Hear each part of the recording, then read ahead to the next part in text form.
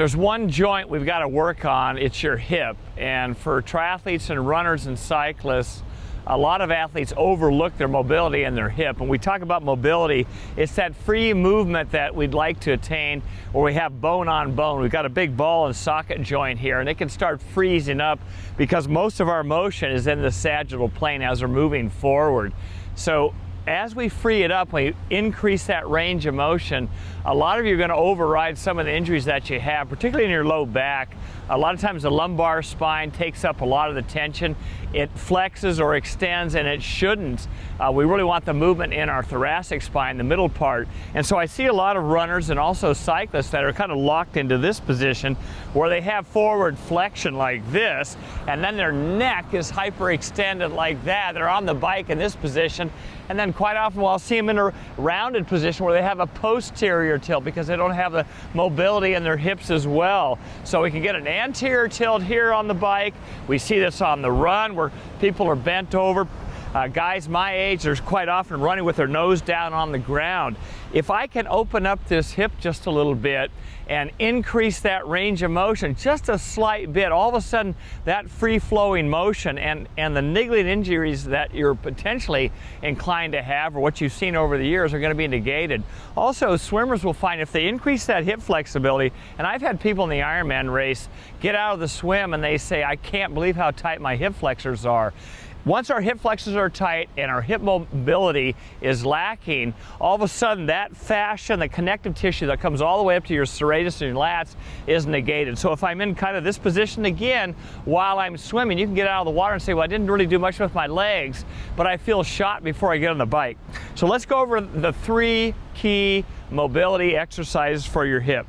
Number one, the first one that I like is kind of a funny one. It's very easy to set up. Anyone can do this, and I'll show you the deviations of it. So I'm obviously on the sand. You can do this on a yoga mat. You can do it on the grass. And if you notice my forward leg, my left leg, it's externally rotated. My foot is turned out, and I've got my heel right underneath my knee joint line. So don't be back in this position. Make sure that you're lined up. You can turn this foot at 9 degrees or around 45. If I go at 45, that'll alleviate some of the load initially. So I'm going to go at 45. If you look at my down knee, it's a little bit greater than 90 degrees, and I have my toes in back curled under, and my ankle is dorsiflex. So here's the start position. The first movement that you're going to do, and then the nice thing is that you can combine multiple planes when you're doing this exercise. So the first one is I'm just going to try to contract this down glute, all right? My right leg, I'm going to squeeze this glute just a little bit and then release it. Now you can't really see that, but as I squeeze it, I'm going to draw my transverse abdominis, my belt line muscle, and now on the second step of this, I'm going to take my right knee, right hand, and I'm going to push up at about 45 degrees. And as I do that, this hip is coming forward. And so I'm just increasing the force on this hip joint. I can come up to a full extension, and I'm not getting this in my lumbar spine where people will overcompensate and they say, oh, I can get all the way up here, and they're doing the limbo.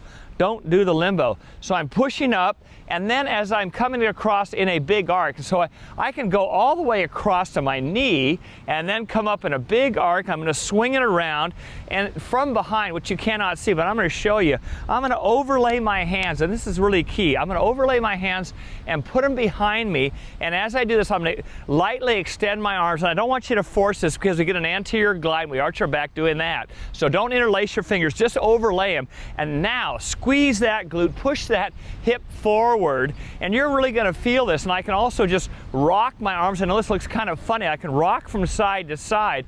So externally rotating, I'm also stretching my adductors in this. So I'm going to rock from side to side. So let's go over this again. I'm going to take my right hip, right hand. I'm going to start at 45, and I can twist. I'm going to go in a big arc over the top of my body, and then I'm going to come behind. I'm going to overlay my hands and put them behind me, and I can contract, relax the whole time that I'm doing this. So as I'm doing this whole arcing motion, I can contract, relax. Right hand is down here. Here's the last movement on this one. My left hand is going to come across this way. So now I can really feel as I'm pushing forward on this right side, I'm also stretching the adductors, which is part of my hip flexors. This side is getting a nice treatment. I'm also really working on the mobility. So it's a dual purpose exercise where we're actually increasing the flexibility and mobility on both sides, but the mobility is really on this downward leg. So I can come across, all right? Quick review. We're here, we're coming across, we're coming behind. We can cradle behind this way. Left hand, left knee, I can swing and I can just come and make a T motion. That's the first exercise with 3 pieces. Let's go to the second one. My leg is out in front. I'm going to bring my hands down. Same position on this. Heel is underneath the crease of my knee. I'm going to bring my hands down. I can start about mid-foot. So as I'm in mid-foot here, I'm going to come back and I'm going to press that back leg back. And as I do this, I'm drawing in my transverse abdominis, my belt line muscle, so I'm narrowing my navel to my spine, so my low back is not arched. I'm going to push my hips down a little bit. So I feel this in the back leg, and again, I cannot be lordotic or bowed in my low back when I'm doing this. I can bring that leg up and press back with my heel, and now bring my right hip down. So I'm getting a really beautiful stretch here.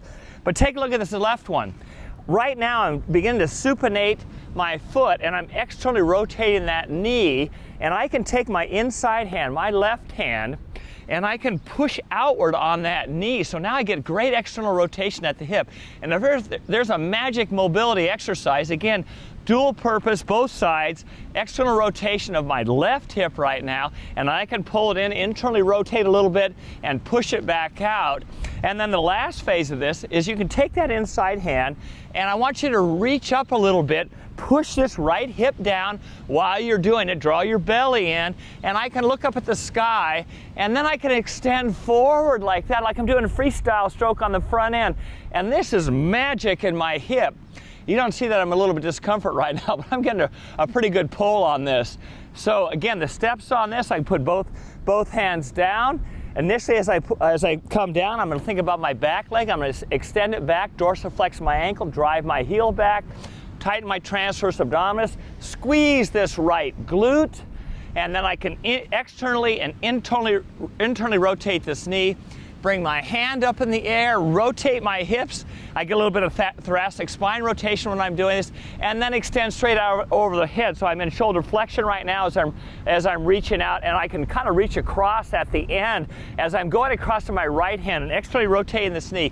This is the last step, and you're really going to feel this in this left hip when you go from here to here. Ooh, magic. Last one. Everyone's pretty common with notion on this one. It's called the pigeon.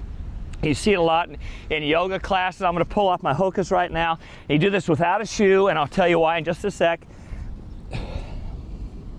So I take the shoes off, and I'm going to put one leg back and one leg right underneath me. So I'm going to start with my right leg back and left knee forward. My heel is almost right in my crotch. I'm drawing in my transverse abdominis. I'm pushing through my hands. I'm drawing my belly in nice and tight. And I'm going to press down to my heel, but simultaneously I'm going to be pushing back with my dorsiflexed ankle here. So as I'm doing this, and again, I'm compressing this knee joint a little bit, so some of you may find this a little bit stressful to start with, so you can go to step 2. So initially I'm going to go right here, and then I'm going to take this heel and just move it out underneath my right thigh. So step 2 is here. Now I'm getting a little more external rotation with this hip, and as you can see, I'm kind of gently rolling to the left and then back up to center. Transverse abdominis is nice and tight. So I'm externally rotating. I can hold that stretch, and then I can extend that hand out in front. So I'm in shoulder flexion again, keep my neck in neutral so I'm not looking right at camera. And I can also reach across and externally rotate that hip. I have to always correct the position with my right leg. So I'm going to extend that right leg back a little bit further. I'm going to bring this left foot up just a bit higher. So now I've got it up here about 80-degree flexion, and I'm going to bring my chest forward just a tad, and now elbows down, and I'm going to bring my chest down. I can't get down there right now. I need to work on this.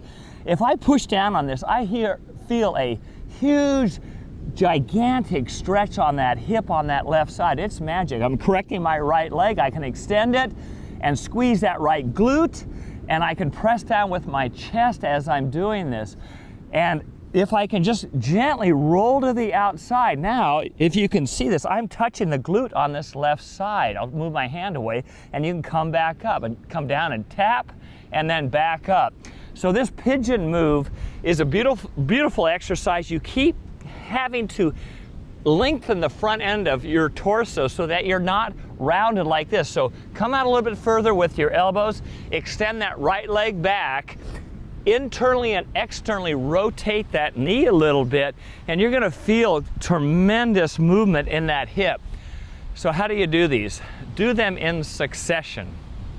Allow about 60 seconds to 90 seconds per movement. So we've got anywhere between 3 to 5 minutes on this little exercise sequence just on your hips. Obviously both sides, and a lot of you are gonna find that you're really asymmetrical on this. One side's gonna feel good and the other side's gonna be a little bit stiff. And this is gonna correlate well with cycling and running. You may feel a little bit of pulling on one side of your hip, your back, your upper lat.